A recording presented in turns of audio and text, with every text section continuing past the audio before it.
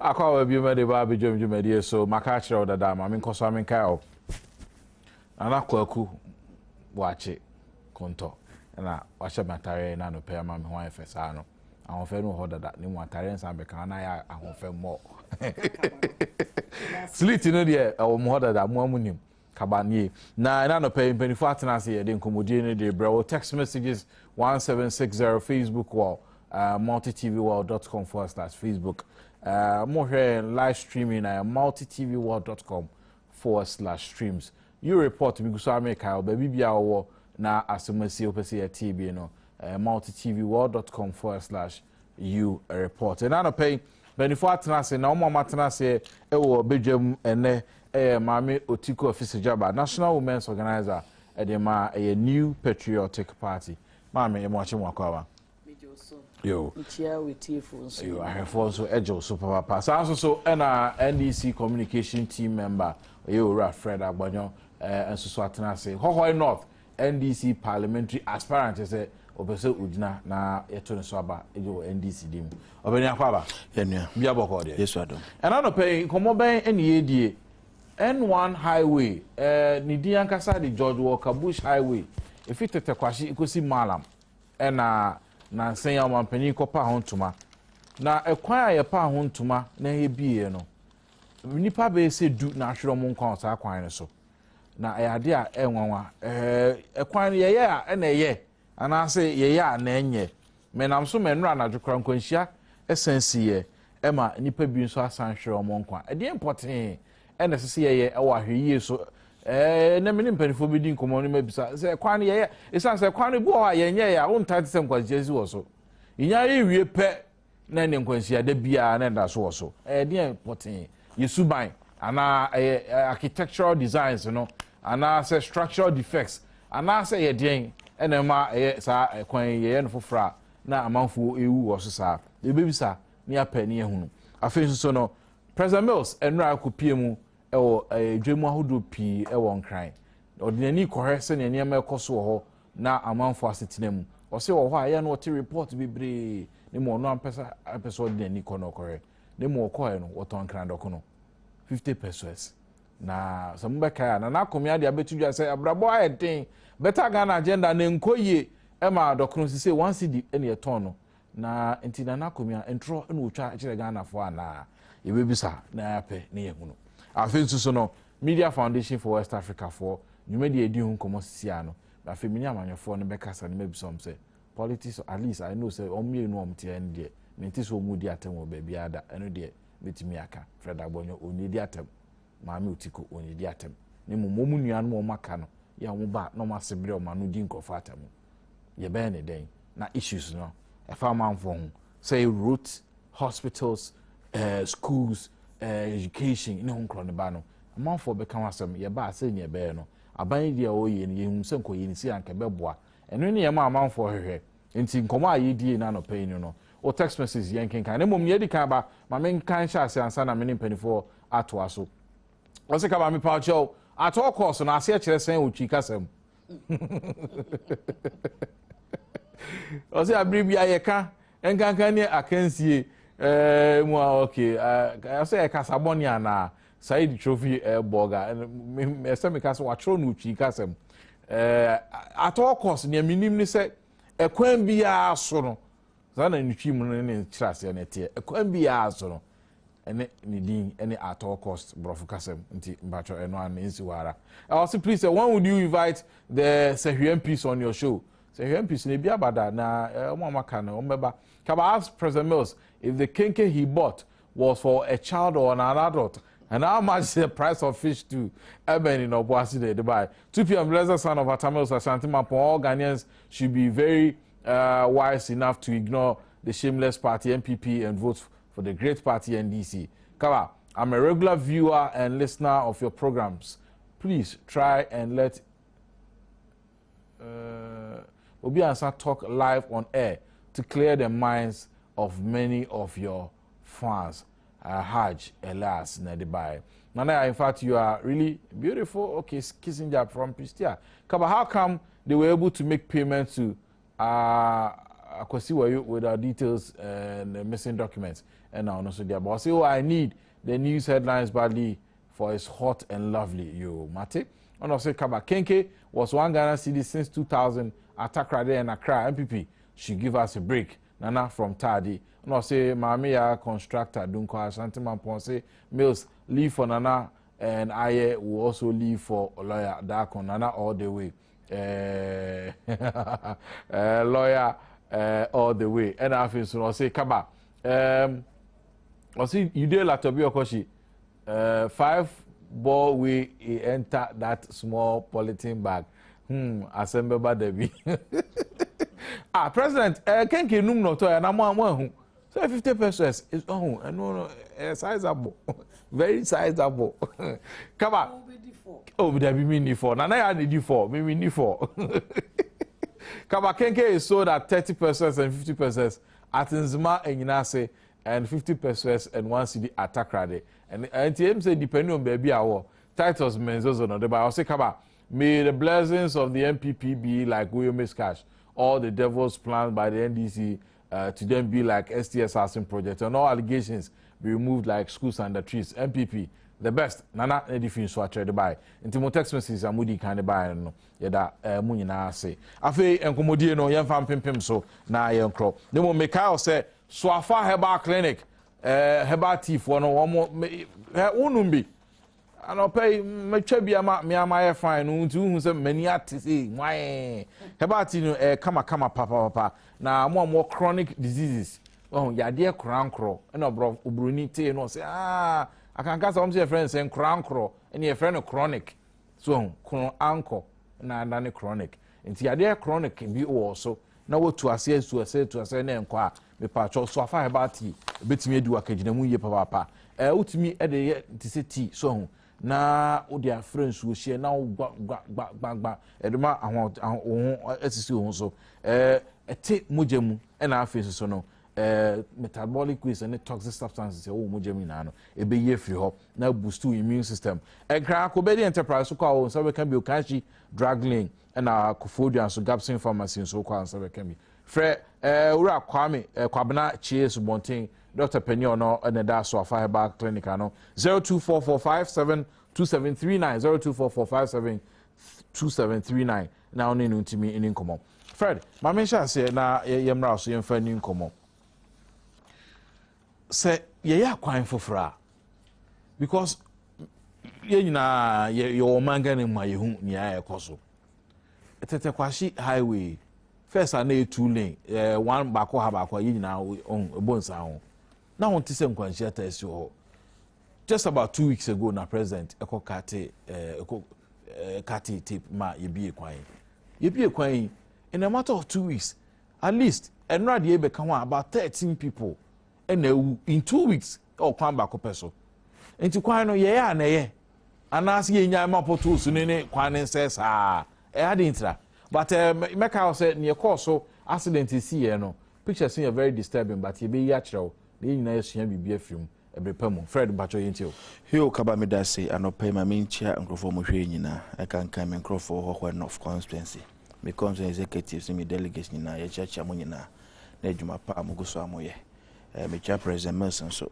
adwuma pa odasine ne so onamo ya di magana mai na kaba emse nura na me koda around 12 midnight na me ko bed na me hwe metro omu late news after 11 meti say accident as I see La Paz kwan we so na me ra ho bebre because baby say me say na say your maimuna anytime bia your improvement maybe ya brabom in the area of road network na na e de ba ne say ye be hwere more lives and they akwa enim na say yakwa yichi o kai Cape Coast kwan we tem no mo Cape Coast kwan we wiye o share the number of people omo hwe mo kwan osa kwan no so me ka madam for bi pa na ga me ne wo Legon hwe no be market pa I think one of the Easter Mondays or Cape Coast by accident the guy died on the spot o bia o wi school I chair and time me won say na is it wrong say yes a nation as a buy invest resources say be there kwan e dey amaya ye ho and now say the case say yeah no you very very indisciplined and tin nyamase but the bottom line I think say Ghana we have to really organize refresher courses for nkrofo a omo use cars for ya kwan no so enye say wonim driving I go to na stay echi I could see I'm going to be from a driver. Meaning how often I use motorway. This is me come up and down. We are NY dear Metafas motorway in the said that me fine now. Cabaret, me lie behind now. If you are cracked my motor and I may call where me drive your day from a crack my motor to our dear means roche. But between a crying and my motor is not me Namta Quanoswa. No, you're shame. Because the way a man for a drive you a quanoso. And my main car man for say near Corsonra accident to see who pictures in our old hand until a bra Fred Corson because 1 year actual Freddy into na Kaba. At least almost year roads na road near double lane, inner lane, outer lane. The thing in a car out opposite to me can cause speed no overtaking on a year of the inner lane. And to work also a yama be brave a tipper track and I say, Usia load down to me corner. Nanka would any outer lane. Now, so bet me on cast from a call loading yama free tema. And as some call Burkina Faso, some call Kumasi, Omoko Takradi, no one inner lane. Or no swa on call. Ubi Sande Kwanswa on my coin. And to often you are compelled, say, Ubo overtaking the true the right answer that any ideal place to overtake a car. Now, una motor na crisscrossing, unam cast muse now corner the back. Cast cross a man for A1, if say, bush choir, I am not surprised. 3-lane road. This is about baby cry to baby 6. Baby cry 5. On one side, though. This is the first time I a Ruby South Ghana, my women, bida. And to really, Uben say, I can drive is no movie Saquano. You better a boasia overtake your mo. Obey me, pack you a coin chain. Or starting the car straight or call in a lane. Or moving to the first one, second one, you will not move progressively. No, on your free war, no across the court decide.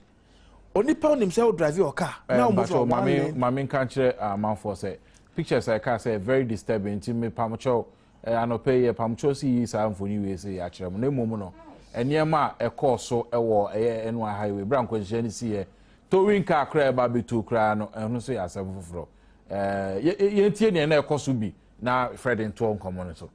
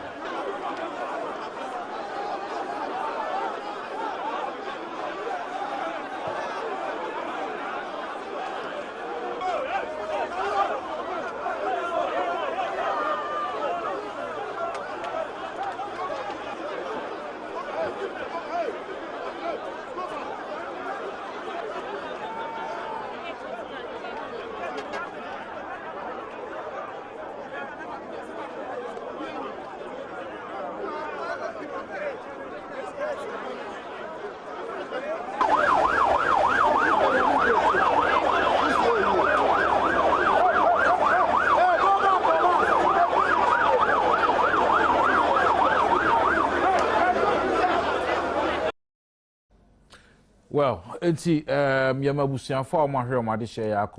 But me here for new and near my best and me son, and then a buffer my dream. Ta Kaya tsunami a cotito of Kaisi. Was a sanka Omkuta tracks on the sun on the Homa Beach. Be me who be wom. Persony idea see na amount for Puka Ghana for Paddy Redodo. Ghana for party her idea CC. Mubama Kwama amount for a baby boise fast and rescue say ambulance. So being we cry bet me you know you ko puegu or sa near this I think it's an area who been saying na yeah education and coinim. Accident victim there's a way professionally amutimi emuvium. Ebia na obianya internal problem bi anase ne dompe bi achia. And then you be with my man so just anyhow. Na be na moja na kohwe gu no na create problem. But as then see I appreciate the fact say people want to come and help. Others to come to my keke. Omo kita omo phone omo share pictures. Yes sir. Ebi so kra ba be wiade. Ha ma so kra be ko wiade ho. Enti yes sir agency na nka yes mom to mba no mbe hwe ho no. No mo nya chance and operate. I think that's an area all of us will need to watch. Okay, term now President Kufuor, the president now as the BC here. You know, Shangri-La and Shanghai. Even Profono Moton today or junction. I'm no more rashi call say I don't think that Yama way very open say yenchira man for now. Okay. And I make a kabako see Minister of Roads and Highways in Nkomo Accra na me msa say really what is happening. Ora jogi su aba homa no so mpache be no rofu kasem yedi nchioma ba kan kasem achi area. Honorable Minister, thank you very much for joining us here on Mod TV and good morning to you. Good morning to you and our listeners on your airwaves. Yeah, we appreciate that you found time with us. Now, this particular road that was recently commissioned has witnessed some series of accidents in the last 2 or 3 weeks. That was, I mean, we've lost about 13 people on the last count. What is it that is wrong, particularly with this road? Is it structural, is it architectural, or is it behavioral by way of drivers and their behavior on the roads? What is it that the ministry has seen or has, you know, recorded? Thanks very much for giving me time on your airways to join you on this program. In fact, it has been very devastating to witness one of those accidents yesterday. I was on the spot for more than 2.5 hours and was indeed very shattered. The whole night I had a very sleepless night, reflecting on the number of accidents and the lives that have been lost, and the one in particular that occurred yesterday. I think all of us have been in various ways expressing concern and trying to identify what might have been the causes. Engineering-wise, I don't think anyone will say that it is as a result of any engineering defects that might be contributing to the accidents. You noted, among other things that you mentioned, behavioral. I think that be contributing to a very great percentage of the causes of the accidents. We have, before the construction and opening of this of that corridor, been talking about the indiscipline on our roads. This indiscipline had been extended to this particular road, and for the fact that it is the first highway of its type in the metropolis, we would have to admit that not much education had gone on in terms of sensitizing people who live along the corridor, or generally motorists and pedestrians, on the situation that will be unfolded by the commissioning of the road. For example, on either sides of the road, we have this 3-lane carriage, and for that matter, people will underestimate, just like they cross any of the inner city roads in Accra or any part of the country, thinking that by their calculation they could just walk across, forgetting that as a highway, the speed on the driveway will be higher than what it is on our normal trunk roads. So in effect, we would say that not much publicity had been given, which in effect also will lead to educating people to use the pedestrian crossings, no matter how far they are apart, that life has no spare parts. And for that matter, if you would walk about 10 minutes to the nearest pedestrian crossing, would be better than trying to run across the road and in the course of that lose your lives. Of course, we, looking at our cultural practices, would have to see how best we can put in between some of the pedestrian crossings so as to reduce the distances between them. And also, people have complained about the fact that there have not been ramps to provide easy access to people with disability in crossing the road with those pedestrian bridges. We have taken this into consideration and will be taking care of that. Aside of this all, there is a need for all of us to see it as a national disaster which needs to be controlled through various platforms like what you are doing on the airwaves, and to be intensified as at now by some of our agencies like the Metro, by the Metro Gas, the MTTU, as well as our Road Safety Commission. What I realized from the accident yesterday was the fact that the emergency response, it took well over an hour for the emergency services to arrive at the spot, and therefore there is a need for us to locate, as a matter of urgency, a spot along the road for a permanent siting of these some of these emergency facilities, right, as well as even management of crowd control. Yesterday, it was indeed very difficult for those working around the clock to save lives to have access to the vehicles and the whole accident scene. So there is a need for us equally to educate people that it is not the best for us to be rushing uncontrollably to those places, accident spots, and to respect the other people who are engaged. Some are just onlookers, but those who are really working to save lives are being frustrated by the number of people who trunch the place. So in a way, it's a situation that all of us have to go back to the drawing board and see where we have to strengthen our weaknesses. Right. Well, I know that we've been trying to have you in our studios for some time now. We'll surely bring you to the studio, so we'll speak quite extensively on other issues as far as roads are concerned. But is the ministry considering installing, for example, speed limiters on the Walker-Bush Highway? Because when you drive on the highway and the speed that drivers, go on this particular road, it's amazing. Has it come to your attention, sir? Yes, definitely. That's why I say all of us will have to go back to the drawing board. Some of those things that perhaps we thought people would be doing would have done the way that it should, but which are not being respected. Would have to see how best we can control the system. Of course, there are other measures we are contemplating. For example, speed limit cameras on not only the N1, but a lot of our highways to control speed limits. It is only when people see policemen around that they begin to slow down, but thereafter they speed up. But in other jurisdictions, you will see that they have speed control cameras located at vantage points, and you, as a motorist, will be aware that at any point in time, no matter where you are, you are being monitored through these cameras.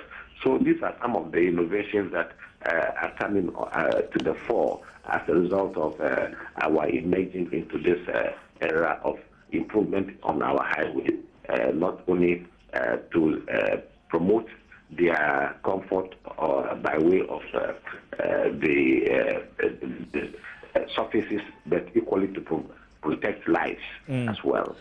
Finally, Mr. Gidisu, how soon are we expecting your institution going back to the drawing board to look at some of the issues that we have raised here, to get the results back to the public so we are all aware in helping curb accidents on these roads? Well, as I noted, it is not only we going to the drawing board, all the stakeholders, even you, until there is a major accident of this nature, you do not devote some time or some of your airtime to educating the public on road safety measures.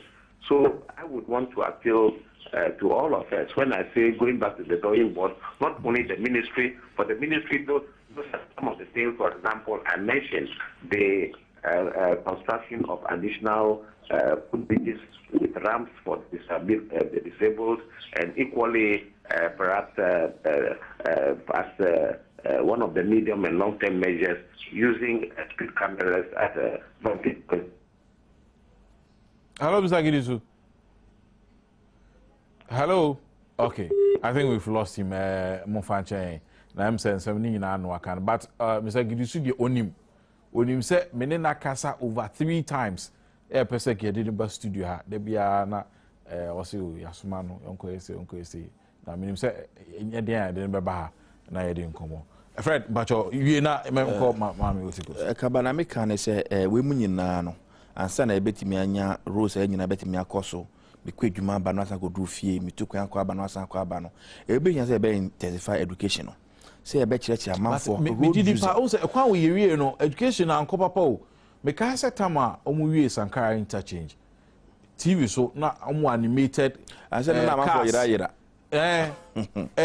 omu wie tetekwashi die mi hu animated cars ukwa obefa ha say na how you driving say ni but we may who hear so I think that makes me that observation area be on be here say yenye kaba sometimes you can't even understand trotro oni say ugina ofa nipa na okọ na be hu na trotro so na inner lane what me cross no akọ park we dey some few me person gina no afi na wa cross we ni na wa ko gina so si nipa okọ kan so a na we didi batema akam you see say yenyinara no we have a role to play. Me can't be driving a common sense na come. I did back when my be o drive here. O dey why use all of that road users no. O ma dwunye adwuma. Now you think for them. Now some fan say oh this is my right. And to who the right ma, we hu ana akoti na esi. You see mobo na no pay sorry ahwe yete. Enura so almost collab could be one from the same parent Colamiensa. Ka be apake ato. Almost ka ni ma go no mu nyina ewu Colamiensa. You know, I think that Nyama will say, yeah. Sometimes we don't take pain to do a research and find out Nyama will the cost at the bread of mine. And now, yet now, yeah, the drivers need to be very disciplined. Why can't you just move at a reasonable speed? Move, you know, yes. Obi try U10 where who know now. I know the cosiano. Now, containers with me who may be a free but may say hooks be was yawa, a hooky to the body. But I'll share the size they load no musiano. I didn't want to have expected their homaso, be found the account. Baby Munyam de Sasa. And your cock have money in your fan of separate. We crown the ya build do no soon directly in Libya. Oh, and take up I was saying you know with you, my yo. Yent no, my same sia. Near better the solitives and I can't see and yet pet no be free. It's as if they insisted have been mandated to do this work no. Oh, Munigo. Right. But you go, my memory so now, oh, your bar na man and quadansem. Ye na there come so no mum say all over all time ni na no kwadane my ye de so hwe sa ni me a it is na ma o card dodo no a wo ato na nanu mo said it was saying enkoyi ntiase ni yes you know first of all me pese me express my condolences to families na omonkrofo ahwe omonkwa no omo e prepare no unsa Ghana ye no so sa enti nipa ba ko de bia meka nipa ba ko hwe ne nko ete se nipa 10 e na efri mu e bia no ye breadwinner e bia na oye obi oboa obi a ontimi nante nti bibi sa sina na etwa ye productivity nso ho na e wo de enya about man as a mema efa obia and the role ye was a play enti me ra hopa na medite ha anope say in this day and age na still accidents no I obaka say increase instead say e be reduce no rather no increase because meaning say road safety commission omoye adverse bebre about speeding and things like that so the bia okwa obehu ya tro notice liba say ewu ewa ha so the bia so na accidents no kwa na ekoso enti meaning say indiscipline no. Now we know a act of recklessness. Me who how I recklessness ewo chimu. Recklessness you can say. Oh say omo ye maybe basa omo some money won need mraso basa bi. Pefe say e kwan we. O kwa e wo say wo ko ne say. Wa nkwa ne sa na wa cross obi na wa create this mess. obi beka se wa sheda na sanka wa boa na se wonom gas oil kra obey sadi track no omo friend say sprinter Benz bus emri okwan opentama kwan eno wa pentama akohwe nkwa ene nya wo nkwa wo de other people no so omo nim wo ho hwe omo so akohwe omo nkwa enti sa spirit of recklessness no ene wo say ye ka ho asam na ejai because Ghana no obi a better stakeholder than Obi. Your life is not more important than media. Oh, pentamino, no we in danger media. We right must go with responsibilities. Empty sa wo pentam, media men pentam. We be won say oh ko no be able cross speed no the cross no feel so no pentam say oh. Now we jaw ho. I'm catch us who call driving school until unim kaka. Driving school asem and also another issue. Nti me nua ne o ka no me fo aso pa say education no e Ghana education no e was say e kofem e bia na ye tro board so ye nhu nti e was say ye kofem na ye posters nketwa na ma concert party for e ko show depiction because e binumu bebre nko school e binumu license ne kra or driver mate or ko car or move no stop why driver so when the license name agencies na almost involved in giving out the license no e was say ye hwe and oka say e kwan no speed limits ni wa me it's true me hwe ya me hu sa limits na ye chro but me bisa say a highway na highway no ye mfa sa eyi ni nto so e bia na motor ni so 100 and 80 and Ghana no 100 e was say ye di to so because my first so me hu say ye di speed limit signs ato I know what the speed ramps got so we creating more problems. Nti see yes speed limit signs no near the near the education no. Then the other thing is me who say lights off no. Na traffic lights no enye juma. Lights off no a big problem in this day and age. Ghana Ghana say no.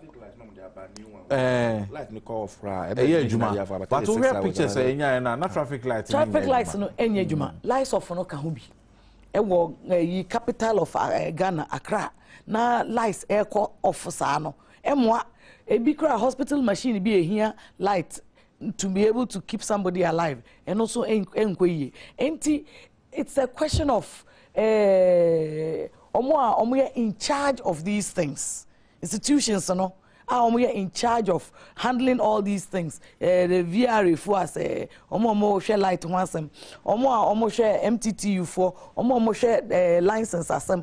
Ni na ka ho engineer ne de me say a problem, but other issues and the indiscipline and recklessness of the Ghanaian at the expense of others and also Emma sa issues see west na akobama sa de na aba so also say election time e will be sacrifice you be ama na sema yeah but this is Africa. These are some of the issues. Elections, the Biana, some many years, Obeti Nkolamiansa, Ako baby. Nano Kumasi Krasi, say Eja, Akotum, unexplained issues, disasters, Mestre say, as often so be sorry. Any your Muslim brothers, sorry, near Mompai, because Africans, dear, ye believe you say, Uwobia does not happen just on natural causes. And tis a name be Kokoso, Basa say ya. I ain't mean explaining here. Let us say was say your bomb pie near boy a home buy because Ghana need be a home here. Won't mean sacrifice you be for whatever if it's your selfish interest as a driver. Open them ako baby nti na wako shewon kwana why engage you being so and I be for political success nti na wako ye bibisa. I don't know. May count what people are saying. Okay. I'm playing the devil's advocate. Say yen fan paibo enka ho na education and also emra and a lighting system and also sa dum so in the 21st century ye person ye industrialize Ghana no untimi na lights enko off enka say o person we middle income country me start some way Fred ma me so eti say kwan no ye nyama esuntutu na adrawa for no kwa onim say at least ne shocks be say enti no be slow down and as ye nya kwan no na manfo ntumi di chaos do bunko maybe so to come maybe the same question. Yentimi ma ekwan ni entutu. Ye kwa yenim. Yeah, koyenim. I was here, yeah, kwino. But also development goes with certain things. The levels of literacy are very, very, very low. Ghana, especially. First class, and so accident rate no. It is because our literacy levels are higher. Because the system works, there's discipline. So me ni license, na me drive here. Policeman on kase, me unrienti, yenya me hona me free. Masada in developed countries. Na se obi ebusuya eti baby ewo abrochi. Na yenim how disciplined they are. Uko Singapore, untimi tinte suompo engufem. Untimi enyon songu baby. Untimi fa chewing gum kra entari baby. Who nim say in show na camera twa what wana ye de sanction number ufie say why you overspeeding and I say wako tinte suo baby. These are the things that I was here instilling in the ordinary Ghanaian right from infancy, the values of our society. Yebenya discipline nkane no unza na sama no ba ukoye kra say the way ye betwi ye de wofufu no woman no kra enye easy sama for no omo MTTU for ubewonu akwhye down baby valley nti uspidi so akoda no say ade na chew and also we must be serious in this country. Fred, quick one you move on President Tor. I mean quick reaction on this one. Kaba, I think say in as much as I agree say we're African, I don't want us to promote and encourage the issue of the prostitution. Yes, I said Sanyamana the core problem. No, I understand. I'm just making a general statement. No agenda to change. You see, this whole issue, people have better rules than we have. I don't know why we can accident me. I don't know my internet more accident me. Cameras were quite in also. Now, yeah, please, for either the police. Cameras, no boss. I'm telling you, the speed limit. What do you say, Sankara interchange? The BCC so. The point is, we are. One who say we also. Yes, and I make can say. Recklessness. A Brenna so say, ye fire 9 fancy film. Ghana Hano, be beer when they are manusem. I didn't care about trying nasty film. Okay, please for MTTU for. So they are preventing an action from happening. No matter what. If you tell a Driasio, say a mistake, we are mistake new year. No, I tell.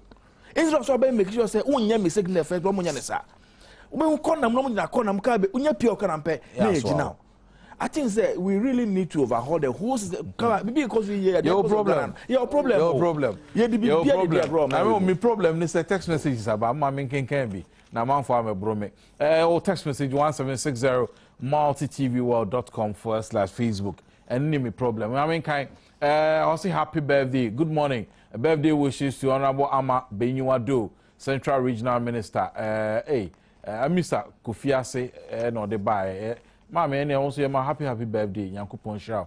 Greetings to Honorable Mriku Duke, former DC Takwa Soim, for the good work he did for Taka during the short term of office. Special greetings to Honorable Kennedy Japan for the truth he is speaking for Mother Ghana. God bless them. From Survivor, Takwa Dompim. I'll say Ambrose is finished, if not selected, because he can't stand the heat of Honorable Benkumbo, who will surely win the Nandom constituency seat. The Bull, Ishmael, Onasi Ismail, one of the few by. Also, NDC, wake up in unity. We can wrestle with the elephant. They have nothing better for Ghanaians. God bless Ghana. God bless NDC. Audubaki, Dauda in Sunyai. Also, their cartoons on graphics portray a greater insult to the political party. This issue must be looked at from Survivor Tokadampim. Also, if politics of insult is going to be stopped, the NDC communicators will have to will have nothing to say. Yo, come on. If you want to see, you will see. If you want to hear, you will hear. President Mel Senior Development Dine, or say me penny young konkwa Dick is smiling. Come on. I like the way you host your program. No room for insults. More grease to your elbow. May that say. Kabani discipline. Please, NDC government. Kwembe health assistant students have not received their allowances. It is so difficult for students, and in terms of financial aspect. Or say it's the better Ghana the president promised, and then some of the abba. Or say Kaba come to God so Mim Sankore and all Sunafo North. Kinke prices 1 CD each. DJ Omale YOC go so. Kaba please tell controllers to call to cross-check the salary well, because what appears on our slips are not what we get the monthly. But what I know is that salary in your gross in your one net. Until the TV, one. Go ko gross no. Freddy do ni asema make am. Ara me ba. Your gross in the net. Into one here ya. E be da da. We feel the apple. Many for young people ni enko so me wi other text messages no. Enra Ghana ma pani ko pie mu o enkran edwuma hodo pi na say kinki say 1 cedi say 50 pesos. Mami otiko President Koye no Nana Kumia mo communication director say kinki 1 cedi. President Koto Dokno ma Dokno ye ton man 50 pesos. Na eche say mucha intro de chire Ghana for ana. President Nana Kumia na beka chire no price of kinki ansa no wasori akọ mamobi. Na be no so ko probo no akohese ne ne mate ho. Oba ye nyina ohun price of kinki. Obetwa ama Nana Kumia na ebeka chire no ansa na wakọ. Nana Kumia ntwa ntro bia. Me na me wo studio ho with Nana. Ye cancer asemi. Na from 20th of February this year. 20th of February GBC radio. I'm not going to be Unique FM. About different prices of foodstuffs. Almost can't kinky no, and yet just one place. Almost a baby or 40 pesos, baby 50, baby or even 70, baby or 1 Ghana. And the other na yam pick on it. Ministry of Agric, and so the betuja about these same prices. Now, me say if I no cotton no. Nana Kumia a communication director at the New Patriotic Party campaign 2012. Nana, you're watching more kwaba a bedroom soon. Me, I'm a super, me share with you for you. Yeah, that's the same. Pay when you're home bread. Nana, now, old doctor, if I know cotton. Yeah, me too. President, the 200 most of our cotton doctor say, Nana Kumia chantra, me stress, me name enough for be stress. Namiga, she, Nana Kumia cocafe. Okotodokon 1 cedi a 10,000 cedis a buy no beka no mo ken na Kumia o NPP ni on pe NDC fo aso asem o pe so ogu NDC amane ni mase o twa ntro na so mihua enya Nana Kumia na e ka me ka o mo njendi Ghana News Agency a buy na nkasa ku a o mo ye news ho asem o mo no mo ye survey. And who says serving on yen, baby or higher ton on 50 pesos, baby or higher ton on 70 pesos, baby or higher ton on 1 cedi. Ghana News Agency and a year survey and on who said Ghana Broadcasting Corporation GBC Radio Monday 20th February 6 o'clock news. Omo this GNA survey etuja. Radio National Radio be out here. Last week, Monday, 20th February, BBC Radio 6 a.m. Minister of Agriculture.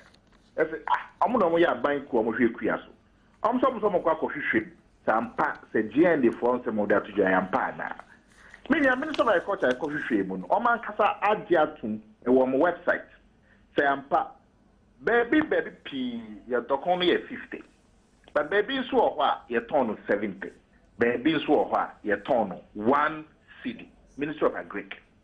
In the GNA survey, GBC I report to Ministry of Agriculture are confirmable. In the media, minim party GNA support to. Minim party GBC a support to. Minim party Ministry of Agriculture a support to. But all of this has any atuja. Almost see Nungua, Tema, La Paz. Baby be was uncle baby ya na dokon ya tono 1 cedi. In kan 10,000 cedis. Na me ya. Lenti ama NDC foi kra amotikwa pay ya omuni nam gidigidi smart president so onko malata na kenka hu. Ni nya ya inflation ya omudi tu omuhu. Niema bono chest inflation figures no ene niema bono ebobra. Me ya eja no di tu omuhu inflation ya 8%. So, what did you put a docon 50 pesos? In Coffee Bass, we not docon 20 pesos, 2,000 cedis. In 50 pesos, that is a docon quabo 150% and about the count from 20 pesos or 2,000 to 5,000 cedis. And then Dokunkwa, and one Kwamikoto cement was Pinkers Road. Medical management, 1 bag. Yeah, the mommy 170,000 cedis, 1 bag of cement. If we buy a near ton of 80,000, 8 cedis to 17 cedis, 80,000 to 170. A cost more than 100%. Where's cement? Sachet water.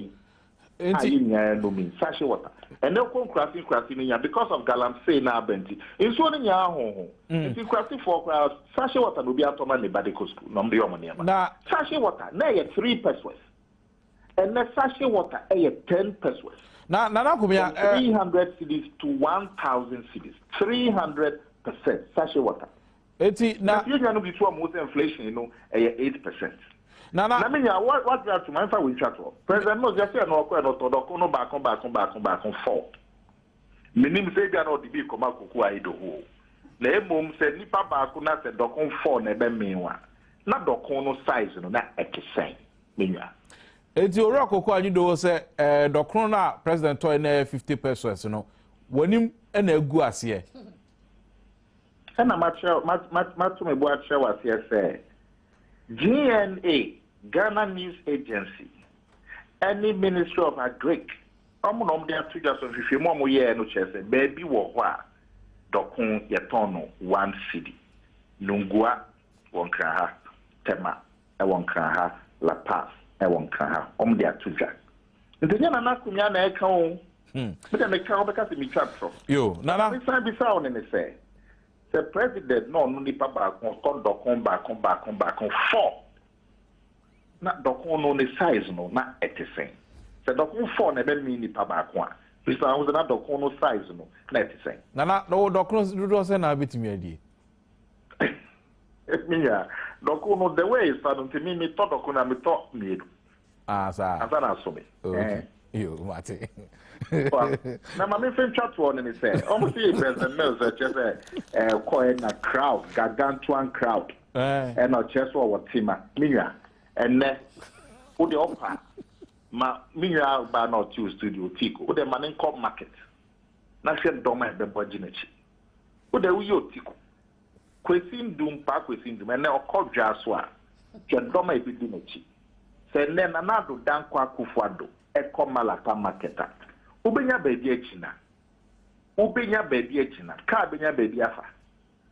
Now we see when you like to the president or Tima. Say where you president or what Tima? What Tima ho my your mind is ikado so poor. O man kasa o majiatum 52 million Ghana cedis. Oh the coin can see billion. Right. Back on 520. Now buy what Tima. Na what Tima ho na ma success kasi ameni. Even see her. O si mo Tima. Anope yeda ase. Dokno politics. Kinky. You mama na yetame yaso, you mama na mkofredo. So, NDC promise saying so be solve your bread and butter issues. Na first, we say bread and butter say do kinky. Yeah, bread and butter issues. Kinky issues. Let's say baseline eduane wo se ni pedi. That is what Bronica say bread and butter issues. It's just say kinky issues. Ana niehuo, ana fufuo. Affordability. Ye koye nim no na Ghana no e wosi ye nibre. Nti say wa promising Crawford say the most vulnerable oba be boy why na ye most vulnerable. E man nkwala. Akwala kra kenke no meba oye 13. Oto 15 ni mana e me no. This auto 2. Meba no onso sa. But oh yeah munkasa asa na munka akesfo mu ni disa. Tie. Meba no because oye young boy odidi and that is how other children too would eat nti sa wo onkola be ye for na obi ebedi 2 a say no for just the morning asa na yedidi ewia asa na anajo nti no mo we nye NDC MPP asem we the Ghanaian problem ye koye nim no e wo se e ka no kre na say president wa bana say also be mani ma ye better na dokonobo akọ 70 pesos ana 1 Ghana cedi ni ebeka na wunnim we na watwan ama na akumi abeka ansa na wudimrika akomalata then there's a problem in the leadership of this country. Fred, it's you. Kenke politics. Kaba, I don't know the last time I obviously Krasi bi Ghana. December meko baby. And occasionally you take time off and go to the villages. Let me come Krasipa. Come Chroma Pafu, Koala Vanyo, Kofudome, Korea, Nakoshe. Yeah, my mem for a quaffo, those who are farmers. Now share on my sitting them. Obi was no ye maize farmer. Oh, no quick more deba. Now say, but Naga na a tongue kinky 1 peso. Or bed on one do a brew, and ye be a tongue, a ton tamafra, and ye scared at your best school fees. On the man I brabo Moses. How can I say? Yeah, me can say, but Nagana, life is progressive. Life never backtracks. What's Kaba? Salary now, OG, in 2009, and now GSA. O salary and cost rate. Maybe o salary and cost rate. Was it Ramon cost rate? Kaba, was it Ramon cost rate? Are we saying, say, yes, salary the cost row? Ye fool, I be my human cost row. Ye be an cost row. Bedriane board there, anti coffem. And in Crawford, no more, Crawford, Google village, no more, Docatlas a hono. Almost they should perpetually remain poor. No improvement must come into their lives. Is that the argument we are making? Why? When we were a young person, if let's leave it 5 years back, Kenke now what on a kaba. Kenke, na man prumino chairman prumina Kenke at on pure water, now in a top pure water. At the time, the MPP bid there, in 2001. How much was the price of a bottle of Kenke? 20 pesos. 20 pesos, Tio, or see how mobile 2001. The price of a bottle of Kenke was 20 pesos. Now, Komia say, when we came to office in 2009, the price of Kenke was 20 pesos. And for the 8 years that the MPP was in office, no, the price of Kenke didn't change. Can you imagine this? Kaba, can you believe this? You see, I think that we should be fair and we should be serious. We should be fair, we should be serious. What you say? Now watch it, now do the time. Maybe go school, primary school, JSS, watching it tonight. A bottle of beer, now minuti kaba.